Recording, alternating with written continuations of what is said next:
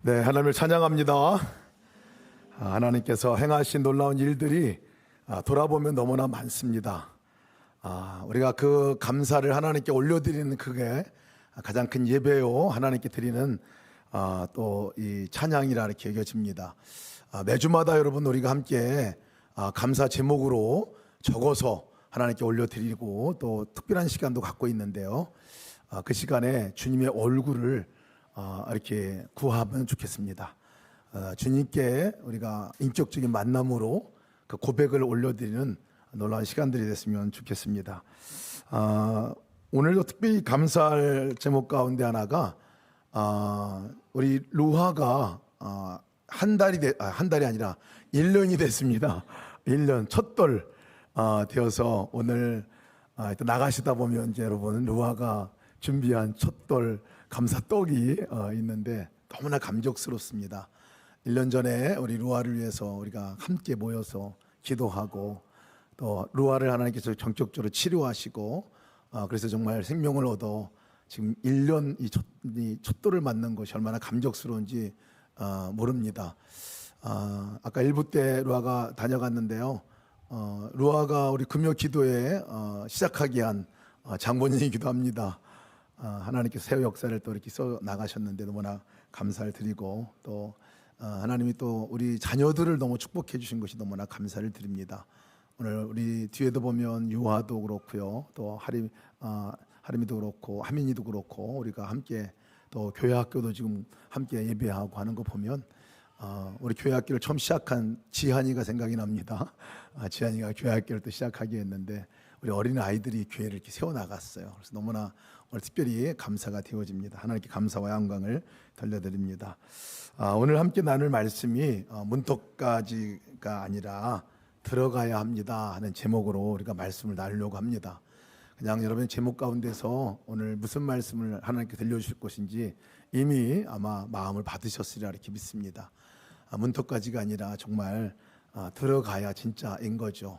가장 억울한 사람이 문턱까지 가는 사람입니다. 가까이는 다 갔는데 진짜는 들어가 보지도 못하고 있는 사람들이 가장 억울한 사람이에요. 제가 공항에서 가끔가다 그런 분들을 만날 때가 있어요. 어떤 분이냐면 외국 분들인데 외국에서 한국까지 왔는데 한국의 이 이미그레이션 통과하지 못하고 다시 공항에서 돌아가는 사람들이 제법 됩니다. 그런 분들 보면 막 얼마나 안타까운지 몰라요. 이 한국까지 비행기 타고 왔는데도 불구하고 들어오지 못하는 그 안타까움을 이제 보게 되는데요. 정말 우리도 그럴 수 있겠다 생각이 들었습니다. 우리 살아가면서 또 특별히 오랜 동안 우리 믿음의 삶을 살면서도 문턱까지는 왔는데 가까이는 왔는데 진짜는 못 누리고 살아갈 때가 참 많습니다. 예수님께서 우리의 옆까지 와 계신데도 불구하고 아니 우리 마음 안에까지 와 계신데도 불구하고 그냥 가까이만 있다가 정말 진정한 인격적인 만남도 못 갖고 끝날 때도 있겠다 생각도 듭니다. 그리고 오늘 이 시간 이 자리에 와 계신 그 주님과 여러분 만남의 시간이 되어지시기를 주님의 이름으로 축복합니다. 진짜 문턱까지가 아니라 만나고 들어오는 것이 은혜입니다. 아까 찬양 부르면서 그런 생각이 들었어요. 찬양할 때도 저도 찬양 가사가 은혜가 되고 훅훅 지나갈 때가 많습니다. 근데 계속해서 주님을 생각했어요. 주님 오늘 이 찬양을 받으시죠. 찬양 가사 부를 때 그 가사를 예 그렇습니다 주님 이 찬양 그렇게 드립니다 라고 고백하니까요 금방 또 주님의 그 은혜 아래 들어가고 주님과의 만남이 되어지는 시간이 되는 것을 봅니다. 똑같은 순간인데도 찰나의 순간에 우리가 이곳을 오고 가는 것들을 보게 됩니다. 오늘 이 예배 때에 또 우리의 삶 가운데 여러분 문턱까지가 아니라 늘 주님과 함께 연합해 동행하는 여러분 되시기를 주의 이름으로 축복합니다. 지난주에 우리가 나눈 말씀을 여러분 기억하시는지 모르겠어요. 열매 없는 무화과 나무를 책망하시고 저주하신 내용입니다. 열매 없는 성전에 들어가셔서 예수님께서 그 성전을 정결케 하고 뒤집어 놓는 대사건이 있었던 말씀을 우리가 지난주에 나눴습니다. 그래서 예수님께서 찾으시는 열매가 뭐냐 보니까 기도였어요. 내 집은 만민이 기도하는 집이다 라고 말씀하셨죠. 성전에 들어와도 기도가 없으면 그냥 문턱까지는 온 건데 진정한 만남이 없을 때는 그것은 들어오는 것이 아니다라는 말씀이기도 합니다. 기도를 하더라도 그 기도 가운데 기도가 삶의 용서로 연결되어지지 않으면 우리가 문턱까지는 여기까지는 알고 있는데 실제 삶에서는 이루어지지 않으면 그것은 그냥 누려지지 못하는, 거기서 멈춰지고 마는, 이것을 우리가 알게 됩니다. 주님께서 그것을 지적하여 지난주에 말씀을 하셨습니다. 그 이후에 예루살렘 성전에서는 난리가 났어요. 왜냐하면 예수님께서 그렇게 한 것을 보고 예루살렘에 있는 기득권자들이죠, 바리새인과 또 서기관들, 또 사두개인들, 또 그 정치적으로다가 이 열심 당원들, 이 당원들이 기득권자들이 예수님께 발길을 들고 예수님을 이제 예수님 저항하기 시작하는 내용이 나옵니다. 오늘 12장 말씀이 그 말씀이에요. 바로 이어지는 말씀이 이 바리새인과 헤롯 당이 둘이 합쳐졌어요. 원래 잘 안 합쳐지는 사람들이걸요. 둘이 싸우는 사람들인데 예수님을 대적하려고 합쳤어요. 합쳐가지고 동일하게 예수님을 내려뜨리려고 무슨 질문을 하냐면 정치적으로 매장을 시키려고 합니다. 그래서 이 세금, 이 돈, 이 가이사의 동전을 가지고 세금을 어디다 바쳐야 됩니까? 말아야 됩니까? 라고 묻는 질문을 해옵니다. 잘못 대답했다간 까딱하다는 정치적인 눈용을 써야 하는 입장인데요. 예수님께서 그 의도를 아시고 대답을 하시는데 어떤 대답을 하시냐면 정말 기가 막힌 대답입니다. 가이사의 것, 이 동전이 가이사의 얼굴이 그려져 있으니까 가이사의 것, 로마 황제의 것은 황제에게 드리고 하나님 것은 하나님께 드리라, 이렇게 얘기를 합니다. 본질에 관한 말씀을 사실은 얘기를 해주시는 거죠. 부활을 믿지 않는 사두개인들도 나서서 예수님을 이제 넘어뜨리려고 합니다. 그 공격 방법은 뭐냐면 사두개인들은 부활이 없다 생각하는 사람들이에요. 그래서 7 형제에게 이제 큰형의 아내가, 큰형이 죽고 그 다음에 다음 아내가 이렇게 이어서 아내가 그 형제들에게 이어서 이제 아내가 되는 관습 있기 때문에, 그러면 다 칠형제가 죽었는데 죽고 나면 이 아내는 도대체 누구의 아내가 되는 겁니까? 라고 질문을 합니다. 이것도 곤란한 질문이에요. 그잖아요. 같이 살았는데 누구의 아내가 되겠습니까? 이때 주님께서 이 사람들에게 한 대답이 또 명답입니다. 하나님은 죽은 자의 하나님이 아니라 산 자의 하나님이라 라고 얘기합니다. 죽을 것들, 그 이후의 것들의 그것이 본질적인 문제가 아니라 진짜는 하나님이 살아계신 하나님이시기 때문에 오늘 이 자리에서 우리가 사랑하는 것이 더 본질이다라는 것을 얘기를 해주고 있습니다. 그러니까 주님께서는 겉으로 보이는 것들, 논쟁거리가 되는 이 부분들로 그냥 허비하지 말고 진짜 본질이 무엇인지를 바라보고 살아가라 하는 것들에 대한 말씀을 그 위기 상황에 있어서도 메시지를 전해 주시거든요. 근데 오늘은 또 읽은 오늘 본문의 말씀은요, 서기관이 나옵니다. 율법 전문가들이에요. 율법에 아주 능통한 사람들입니다. 이 율법에 능통한 사람 가운데 한 사람인 이 율법사라고도 하고 교법사라고도 누가복음, 마태복음 표현했던 이 사람이 나와서 주님께 질문합니다. 질문하는 것은 지극히 의도가 예수님이 못할 거라 생각하고 또 꼬투리를 잡아서 사실은 그렇게 무슨 거리를 만들려고 하는 그 질문이기도 합니다.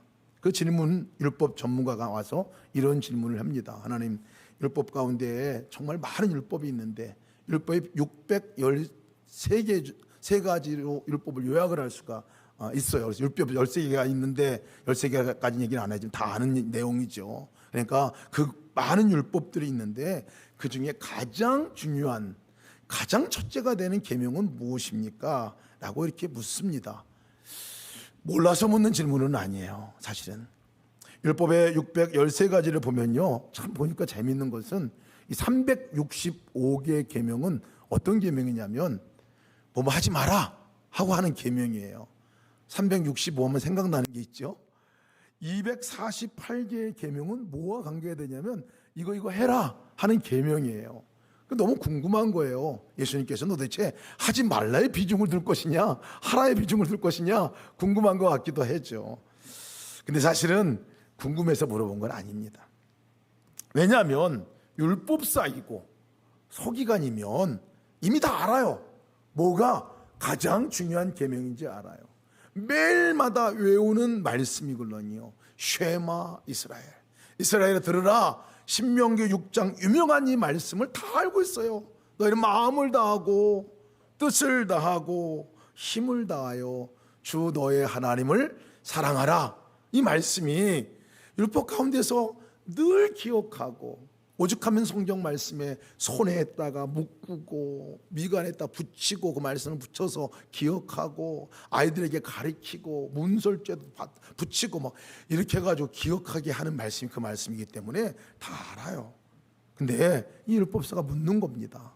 그 613가지에 되는 많은 계명 가운데 가장 중요한 계명이 뭡니까? 라고 묻습니다.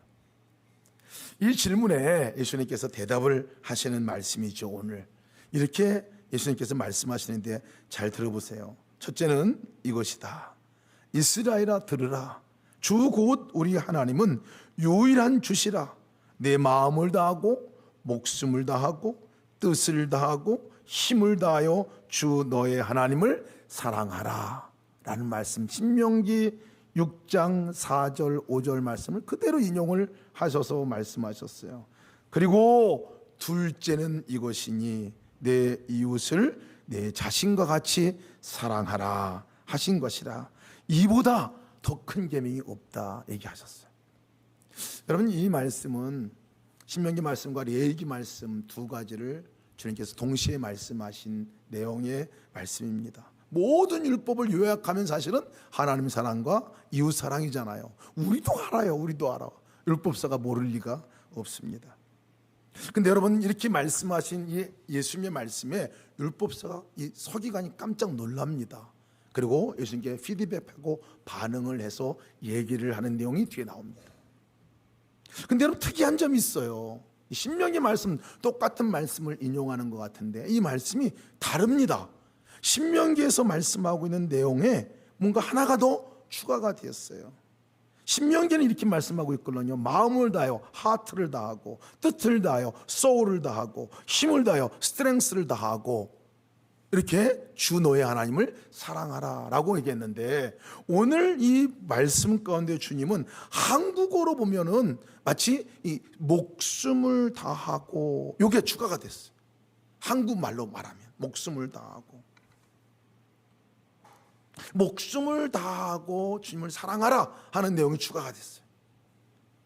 그리고 또 하나의 특이한 점은 뭐냐면, 주님께서 신명기 말씀을 말씀하시면서 제일 큰 계명을 말씀하셨는데, 중요한 계명 하나를 얘기하라고 말씀하셨는데 예수님이 두 개를 지금 말씀하고 있어요. 근데 두 개를 하나같이 얘기를 하고 있어요. 두 개가 뗄래야 뗄 수 없는 연관성 있는 하나로 얘기하면서 그게 가장 중요하다라고 오늘 말씀하고 있는 거예요. 이 말씀 우리가 함께 나누고자 합니다. 오늘 테스트하려고 하는 이 질문인데, 예수님께서 이 서기관들을 향해서 진짜 중요한 그 너희들이 다 알고 있는 그 하나님 사랑에 관한 부분들에 대해서 오늘 지적하며 얘기하시는데, 마음을 다하고 뜻을 다하고 힘을 다하여 사랑하라고 하는 이 말씀을 율법사도 잘 지키고 있었어요. 정말 잘 지키고 있었어요. 그래서 저는 이 말씀을 부르면서 목숨을 다하라고 주님께 추가하신 말씀이구나 생각을 해서, 이거 죽도록 사랑해야 되는구나.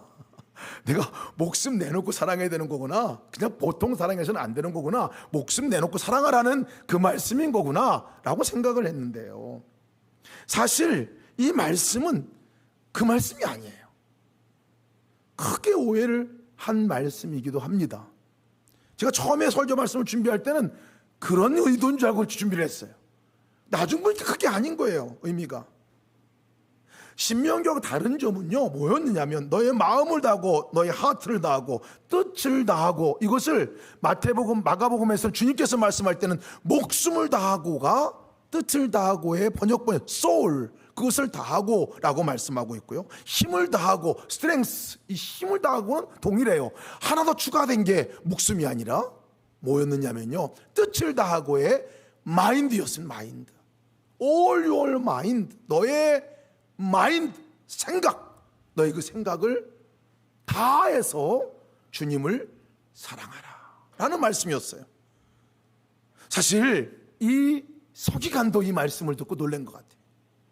왜냐하면 마음을 다해서 목숨을 다해서 자기가 힘을 다해서 저까지 율법도 지키고 종교적인 생활을 다 했거든요. 그래서 다 했다고 생각을 했을 거예요. 당연하죠, 율법사면은. 그런데 주님은 오늘 거기에 지적하고 하나 다시 한번 점검해 볼 것에 대해서 말씀하는 게 뭐냐면, 너의 모든 마인드, 생각의 사고, 생각, 그것을 다해서 너희가 하나님을 사랑하라 라고 말씀하고 있는 겁니다. 마인드에 마인드. 모든 우리의 육체의 삶의 우리의 행동은 어디로부터 나오냐면요, 마인드로부터 나오는 거예요. 생각으로부터 나오는 거거든요. 이 생각의 중요한, 이 마인드의 중요성을 주님이 지적해주고 있는 거예요. 너가 아무리 예배를 잘 드리고 있어도, 찬양을 잘하고 있어도 네 생각이 하나님께 미치지 않으면, 네 생각이 하나님과 연결되어 있지 않으면, 목숨까지 내놓는 사랑을 네가 한다고 그렇게 열심을 낸다 하더라도 네 생각이 주님과 함께 연결되어 있지 않으면 그것은 진정한 사랑이 아니다라는 말을 간접적으로 하고 있는 느낌이에요. 생각이 어디에 있느냐에 따라서, 아까 제가 똑같은 걸 경험했어요. 앉아가지고 예배를 드리고 찬양을 부르는데 생각이 훅 지나가요. 여기저기 뭐 왔다 갔다 하여 다시 예수님 이름 부르고 예수 생각하니까 예수님이 계신 것이, 이 찬양이 예수님께 드리는 거지 집중하게 되거든요. 한순간에도 우리의 생각이 그렇게 달라지는 것들을 보게 됩니다. 생각나지 않으면요, 사실 사랑하지 않는 겁니다. 생각나지 않으면 우리는 사랑한다고 말할 수 없어요. 사랑은 어디로부터 시작됐냐면 우리의 생각으로부터 시작되는 것을 오늘 주님은 말씀하고 있는 거죠. 마인드, 그것으로부터 어떻게 사랑할 것이냐에 관한 구체적인 방법을 거기 심어서 얘기해 주시는 것 같습니다. 사랑하는 사람이 생길 때 여러분 제일 먼저 바뀌는 것이 뭐가 바뀌는 줄 아세요? 생각이 바뀌어요. 생각이 우리의 마음을 움직입니다. 생각이 우리의 소울, 영혼을 움직입니다. 그리고 우리 생각이 우리의 삶을 움직이잖아요. 30여 년 전에 그녀가 제 마음에 들어오는 순간에 정신을 못 차렸습니다. 오로지 그녀 생각만 나고. 여러분들은 안 그러신지 모르겠습니다. 지금은 어떠냐고 물어보면 지금도 그렇습니다. 안 믿는 사람이 있는 것 같아요. 생각이 나잖아요. 사랑하는 사람이 생기면 생각이 나요. 생각이 나. 생각도 안 나는데 나 당신 사랑합니다, 이런 얘기 할 수 없어요. 사실은 사람에 관한 부분들도 그렇잖아요. 취미 하나가 생겨도요, 좋아하는 게 하나 생기면 마음이 막 움직이고 생각이 계속 나잖아요. 여러분, 생각이, 제가 테니스 배울 때요, 테니스 공이 왔다 갔다 하고, 눈만 감아도 테니스 공 왔다 갔다 하고, 코트가 그려지고 막 이런 걸로요. 골프 치는 사람들은요, 아침에 새벽에 골프가 잘 때 그냥 골프 가방을 챙겨놓고 잔다 그러더라고요. 너무 치고 싶어가지고 그 다음날. 그래가지고 꿈에도 나타나고, 생각이 온통 나타나고. 그럼 뭐 취미생활 하나 우리가 좋아하는 거 생겨도 막 생각에 그게 나거든요. 좋아한다는 것은 어디로부터 시작되냐면 생각으로부터 시작되는 거예요. 보면 생각도 안 나는데 나 그거 좋아해요, 안 돼, 이 말이 안 되는 부분들이죠. 사랑은 마인드, 생각으로부터 출발되는 것이지요. 그럼 하나님을 만나는 곳이 어딜까요? 생각으로부터 만납니다. 하나님을 만나는 곳이 마인드, 생각으로부터 우리가 만나는 거죠. 진정한 성전, 진정한 지성소는요, 우리가 그래서 보이지 않는 그 생각의 영역, 마인드, 그 안이 더 깊이 우리 하트, 마음까지 연결되어진 그것이 바로 주님이 거하시는 지성소죠. 주님이 거하시는 지성소인 거죠. 무릇 지킬 만한 것보다도 더욱 네 마음을 지키라 라고 얘기하는 거예요. 그래서 내 생각에 무엇으로 가득 찼는지를 보면요, 내가 무엇을 사랑하는지를 알 수 있습니다. 뭐 하나 사고 싶으면요, 그거 여러분 계속 생각나잖아요. 할 때까지 생각나서 할 때까지 생각나요. 할 때까지. 내가 지금 물질을 계속 생각하고 있으면 뭐 어쩔 수 없어요. 나는 그거 사랑하는 사람이에요. 내가 자식들을 생각하고 계속 걱정되어 오르면 자식 사랑하는 거죠. 나의 건강만 막 생각하고 그러면 나 사랑하는 거예요. 나 사랑하는 거. 생각에 가득 차 있는 것이 내가 사랑하는 것이라는 것을 우리는 알 수 있습니다. 그러니까 생각이 바뀌어야 하나님을 생각하고 우리가 목숨 주님께서 막 한 번 죽을 수 있을 것 같아요. 근데 주님은 그렇게 한 번 하는 거 말고, 내가 열심히 뭔가를 이렇게 하는 거 말고 계속해서 주님과의 관계가 이루어지고 주님과 함께 살아가고 주님과 연합하고 나가는 그 사랑이 이루어지는 이 마음과 생각을 지금 말씀하고 있는 거예요. 그래서 여러분, 우리가 주님을 이름을 부르는 이유가 이 생각을 깨우는 거예요. 생각은 우리가 그냥 살아가는 모든 것들이 다 담아내는 그릇이 돼버리고 말아요. 그래서 살다 보면요, 이것도 들어오고 저것도 다 들어와요. 그래서 여러분, 너무 많은 것이 들어와 있기 때문에 주님 사랑이 안 되는 거예요. 왜? 주님이 생각이 안 나는데 어떻게 주님을 사랑한다고 말할 수 있고 주님 사랑하는 것들이 우리 삶 가운데 나타날 수가 있을까요? 생각이 너무 많은데, 너무 많은 게 들어왔는데, 우리가 주님, 예수님 이름 부르면 우리가 너무 단순한 것 같지만 제가 몽롱한 매일 말씀하는 말씀인 것 같아요. 부르면 생각이 깨어나는 거죠. 그 많은 생각들이 있다가도요, 주님 이름 부르면 이 생각이 그것이 싹 나가잖아요. 생각들이, 다른 생각들이 정리가 돼. 정리가, 주님이 생각나는 거죠. 로렌스 형제가 하나님을 사랑한다는 것은 하나님을 많이 생각하는 것입니다 라고 단적으로 얘기했어요. 우리 생각 안에 주님 생각이 안 나면요, 적어도 그때는 사랑 안 하는 겁니다. 고린도후서 10장 5절 말씀에 바울 사도가 이렇게 말씀하고 있어요. 하나님을 아는 것을 대적하여 높아진 것을 다 무너뜨리고 모든 생각을 사로잡아 그리스도에게 복종하게 하니 라고 말씀합니다. 모든 생각을 사로잡아서 그리스도에게 복종케 한다는, 이게 무슨 말일까요? 이게 우리 안에 생각이 너무 많아서요, 특히 하나님과 멀어진 생각들이 많고 하나님과 대적하는 생각들이 너무 많기 때문에 그 생각을 다 사로잡아 가지고 하나님께 바치고 하나님의 생각으로 우리가 생각이 나야 그것이 진정한 그리스도인의 삶이다, 이런 얘기예요. 근데 여러분, 언제 생각이 정리가 돼요? 내가 이 생각이 정리가 잘 안 됩니다. 그 생각이 나를 끌고 갑니다. 생각이 나한테 심어집니다. 뿌리 속 깊게까지 심어져요. 근데 언제 그 생각이 뽑혀나가고 언제 그 생각이 사로잡아서 주님께 드려지는 역사가 일어나느냐면요, 주님 생각이 날 때, 주님 부를 때, 예수님 부를 때, 적어도 주님이 생각하는 그 시점이 딱 주님과 만남이 될 때, 그때 비로소 내 생각이 막 움직이고 주님 생각이 나고 주님이 무엇을 원하실까 생각도 나고, 오늘 내가 지금 무슨 말을 해야 되는 거지? 무슨 행동을 해야 되는 거지? 주님께서 뭘 원하시는 거지? 주님과 연결이 되어지는 거죠.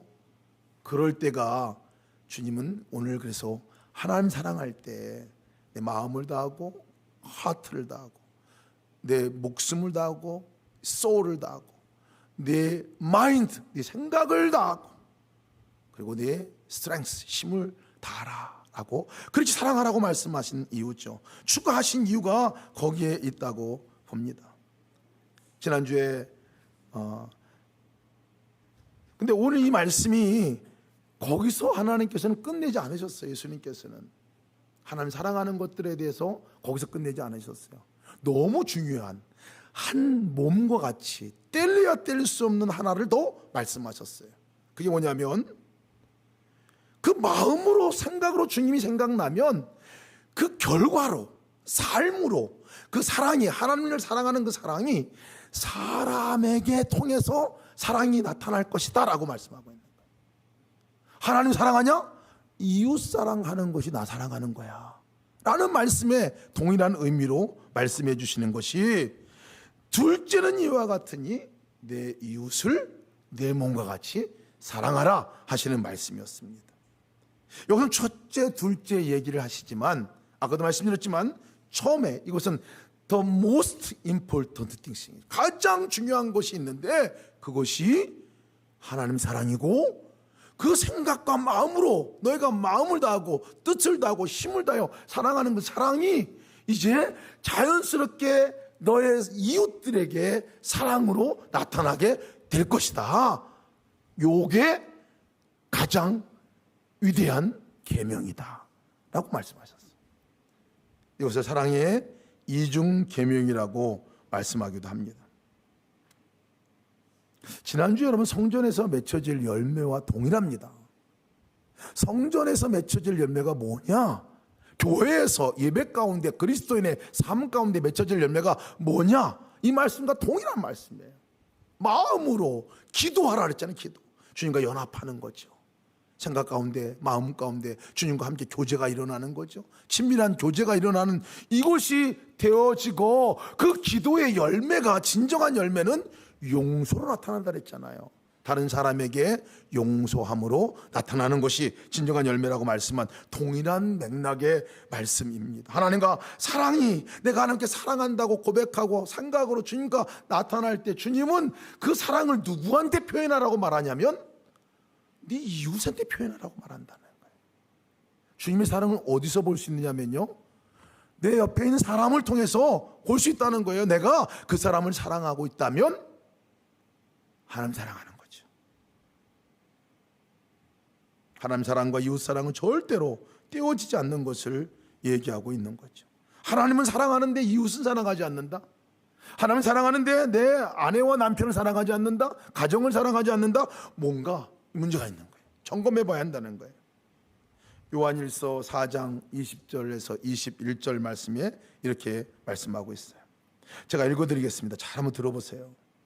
누구든지 하나님을 사랑하노라 하고 그 형제를 미워하면 이는 거짓말하는 자니 보는 바 그 형제를 사랑하지 아니하는 자는 보지 못하는 바 하나님을 사랑할 수 없느니라. 우리가 이 계명을 주께 받았으니 하나님을 사랑하는 자는 또한 그 형제를 사랑할지니라. 이 말씀은요, 우리가 거꾸로 적용해 봐도 돼요. 형제를 어떻게 사랑합니까? 사랑하기 어려운 그 형제를, 자매를 어떻게 사랑합니까? 하나님 사랑하면 되는 거예요. 하나님 사랑이 뭐라고 그랬어요? 생각으로 우리가 하나님 이름을 부르고 주님이 생각나고 그럴 때 그 주님이 나를 통해서 주님의 사랑을 흘려보내게 된다는 것을 말씀하고 있는 거예요. 사랑법입니다. 어떻게 사랑하는 것인가에 대한 주님의 말씀이죠. 생각에 머물러 있지 않으면 절대 사랑할 수 없습니다. 하나님, 우리는 너무나 사랑하고 싶고 사랑한다고 고백하고 있고 마음도 뜻도 그리고 목숨도 다하고 힘을 다해서 사랑하고 있어요. 사랑을 해왔습니다. 근데 여러분, 왜 여전히 그 주님의 사랑을 충분하게 우리가 함께 하고 있지 못하다고 생각할까요? 이웃들에게도 마찬가지죠. 내가 주님의 생각이 충만하지 않으니까 그렇습니다. 주님의 생각이 충만할 때에, 주님으로 내 생각이 가득 찰 때에 그만큼 내 안에 주님의 사랑이 넘쳐나게 되고 흘러가게 되고 쏟아 부어지게 된다는 사실을 믿으시길 축복합니다. 하나님 생각이 아니면요, 우리가 다른 사람 사랑하지 못합니다. 하나님은 우리 이웃을 사랑하라고 말씀하셨을 때에 사실은 그 전에 보아야 할 게 있다고 또 말씀하셔요. 그것은 뭐냐면, 나도 내가 사랑해야 될 그 사람과 같이 똑같은 입장에 있는 사랑을 받아야 될 존재였었다는 사실을 우리는 기억해야 합니다. 사랑을 받아야 할 존재였죠. 근데 그 사랑을 주님은, 그 주님의 사랑을 다른 사람을 통해서, 그 사랑을 통해서 우리가 누렸어요. 받았어요. 이미 우리가 경험한 이야기죠. 그래서 하나님은 나를 사랑하실 뿐만 아니라 다른 사람들, 나의 가장 가까운 이웃들, 그 사람도 사랑하고 계시고 누군가를 보내서 그 사람에게 사랑을 전하고 나누고 싶어 하신다는 사실을 우리는 기억해야 하는 것이죠. 하나님께서 다른 사람을 너무 사랑하십니다. 우리가 볼 때는 저 사람은 사랑받을 존재가 안 되는 것 같아, 그렇게 말할지 모르겠지만요, 나도 그랬거든요. 저도 그랬거든요. 김승혜는 사랑받을 만한 자격이 안 되는 사람이야 라고 얘기할 수밖에 없는 사람이었어요. 근데 가정을 통해서, 친구들을 통해서, 주변의 교회 성도들을 통해서 끝없는 사랑을 받았어요. 그 순종하는 사람들이 저를 찾아온 거죠. 너 승희한테 가서 좀 내가 너 사랑한다고 얘기 좀 해라. 손 한번 잡아줘라. 괜찮다고 얘기 좀 해라. 너 그렇게 하면 안 된다고 얘기해라. 뭐 이렇게 얘기하는 부분들 가서 좀 따뜻한 말 한마디 해주고 와라. 이 얘기를 들었던 사람들이 다 저를 찾아왔던 것 같아요. 지금 돌아보니까요. 그런 분들이 계시지 않았으면 오늘 주님의 사랑을 세상으로서도 깨달을 수 없었을 것 같아요. 우리 주변에 여러분, 우리를 통해서 하나님께서 주님의 사랑을 흘려보내고 싶은 모든 사람들이 있잖아요. 우리 이웃이 도대체 누굽니까? 가장 가까운 이웃을 누구라고 얘기할 수 있나요? 누가복음 말씀에서는 강도 만난 사람의 비유를 들어서 이웃이 누군지를 설명해 줬어요. 구체적으로 이웃이 누굽니까? 라고 물었을 때 선한 사마리아인, 강도 만난 사람에게 함께 있어줬던 그 사람을 말해줬거든요. 그러고 보니까 우리 이웃은요, 여기서 말하는 나에게 잘해주는 사람을 말하는 건 아니에요. 그건 누구든지 사랑할 수 있어요. 강도 만난 사람과 같이 인생을 도적맞은 사람들과 같은, 무엇 하나 할 수 없이 그냥 그 아픈 사람이 있죠. 그냥 피투성이 된 사람이 있죠. 내가 피해야 할 사람과 같이 느껴지는 그런 사람들이겠죠. 그 사람들을 이웃이라고 말하고 있는 거죠. 여러분, 가장 큰 도적맞은 것이 뭔지 아십니까? 인생 가운데서 가장 도적맞은 이 강도 맞은 것 가운데 하나가 뭐냐면 하나님을 뺏긴 일입니다. 사람들이 마땅히 믿어야 할 하나님, 그 하나님을 모르고 도적맞고 살아가는 사람들이 너무나 많다는 거예요. 그 도적맞은 사람들을 찾아가라. 그것이 이웃사랑이다라고 얘기를 하고 있는 거죠. 가장 가까운 이웃을 돌아보면요, 우리 가정 안에도 가장 가까운 이웃이 그 사람들이 있죠. 하나님을 도적맞고 살아가는 사람들, 하나님 없이 살아가는 사람들. 여러분, 가장 큰 선물이 뭐고 가장 큰 생명의 선물이 도대체 뭔가요? 도와줄 게 뭔가요? 그거죠. 그 생명 되신 주님을 만나게 해드리고 그 기쁨의 소식을 전해주는 것이, 그것이 이웃사랑의 가장 본질적인 것 아니겠습니까? 또 필요해서 정말 힘들어하고 있는 사람들을 물리적으로 우리가 찾아가는 것, 이것 또한 사랑이죠. 근데 이 모든 사랑은요, 여러분, 우리가 잘 못 보더라고요. 잘 안 보입니다. 그래서 우리 생각과 마음으로 주님을 바라봐야 하는 것입니다. 생각과 마음 가운데 주님께 요청을 드려야 하는 것이죠. 예수님 하고, 내가 주님 사랑도 안 되는데 다른 사람과 사랑이 안 흘러간다니까요. 내 수준의 사랑은 흘러갈지 모르겠지만 하나님 수준의 사랑은 하나님의 사랑이 내 안에 머물러 있어야, 내가 하나님을 사랑하는 사랑과 연합이 돼야 나도 모르는 사이에 그냥 자연스럽게 사랑이 다른 사람에게 흘러가게 돼 있는 거거든요. 그 사랑을 아시는 여러분 되시기를 주의 이름으로 축복합니다. 근데 오늘 제가 이 말씀을 읽으면서 이 서기관이 이 주님의 말씀을 듣고 은혜 받았어요. 서기관이 은혜 받아, 이제 공격하러 왔던 서기관이 은혜 받고 지혜롭게 대답을 했어요. 제물을 드리는 것보다, 제사를 드리는 것보다 하나님 사랑해야 되는 거군요. 이렇게 대답을 했어요. 주님께 잘했다고 얘기했습니다. 그러면서 하셨던 말씀이 뭐냐면, 그래, 내가 너에게 하나님 나라가 멀지 않다, 이렇게 얘기하셨거든요. 대단한 칭찬이죠, 그죠? 하나님 나라하고 전혀 관계없는 사람 같이 보이는데 하나님 나라에 멀지, 가까이 왔다라는 얘기거든요. 처음에는 저도 은혜 받아가지고 그래, 가까이라도 가는 게 좋지 생각을 했거든요. 근데 묵상하면 묵상할수록 이거는 칭찬이 아니에요. 깨달아지고 은혜 받고, 이야 그런 거다라고 깨닫고 있는 그 서기관에게 주님은 하나님 나라가 너가 멀지 않았어, 가까이 왔어 라고 말씀하셨지만 너 하나님 나라에 네가 들어간 거야. 하나님 나라에 네가 누리는 거야. 마치 십자가의 오른편에 있는 강도, 그 강도를 향해서 주님께서 네가 오늘 밤 나와 함께 낙원에 이를 것이다 라고 얘기했잖아요. 그 얘기 안 하셨어요. 가까이 왔다. 깨달음으로는 가까이 올 수도 있습니다.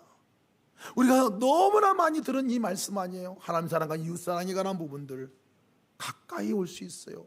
지혜롭게 우리가 그 지혜를 깨달은 것만 해도 가까이 온 거라 말할 수 있어요. 그러나 거기 머물러 있으면 절대 안 된다는 사실인 거예요. 진짜는요, 문턱을 넘어서야 합니다. 진짜는 가까이 오신 주님 만나야 합니다. 생각을 열고 그 생각 가운데 주님 생각이 나야 합니다. 주님의 이름을 불러야 합니다. 주님과 함께 교통하는 교제가 있어야 합니다. 주님이 주시는 마음을 갖고 다른 사람을 사랑하는 구체적인 단 하나의 걸음이라도 옮겨야 그것이 가까이 가 있는 그 걸음이 들어가는 걸음이 된다는 사실을 믿으시길 축복합니다. 이것이 우리가 붙들어야 될 내용 아니겠습니까? 천국의 문턱에까지만 늘 다니고, 야, 은혜 받았어, 너무 좋아, 기도하다가 눈물 콧물 다 흘리고 나갔어. 그리고 나서 끝이야. 아무 일 없었더라. 이것이 우리의 삶에 천국을 누리지 못하는 이유 가운데 하나이지요.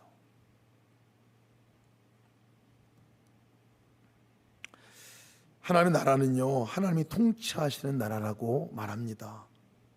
하나님이 통치하시는 게 하나님 나라죠. 내 생각을 누가 지금 통치하고 있나요?